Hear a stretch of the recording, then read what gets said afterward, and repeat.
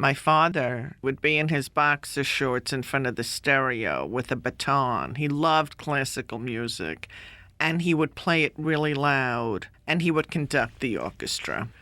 And he's a little fat, bald man, and he'd get behind the wheel of a car, and he'd become like a Napoleon. He became nuts. He gave everybody the finger. He never used the brakes. And I remember being so frightened, I'd sit in the back on the floor crying because I said, we're going to die.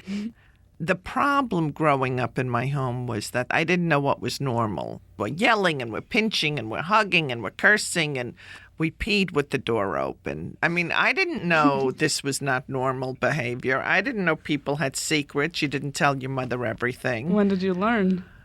Well, it's still hard.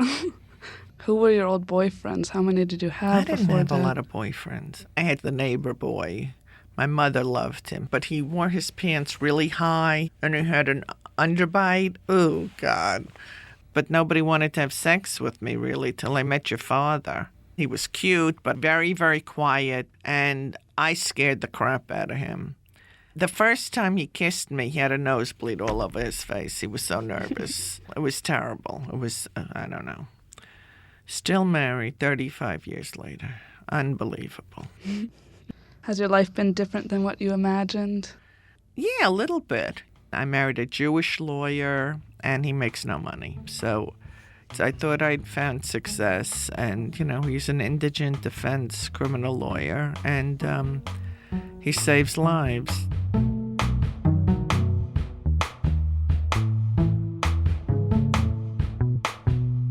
So your first kiss, we heard about how you bled all over Mom. Do you have any different take on that story? That's how it happened. But I do have some Laura stories. We were having people over. She was going to make spaghetti, didn't have enough. So she broke the package of spaghetti in half. So she figured she had twice as much. And Carl had to explain to me, a pound is a pound. So we make a very odd couple. He's from a New England family. And I remember we would sit at the dinner table at his house when we were dating, and no one would talk. And then I would start to giggle. I would get this like psychotic, hysterical laughter. So they already knew I was nuts.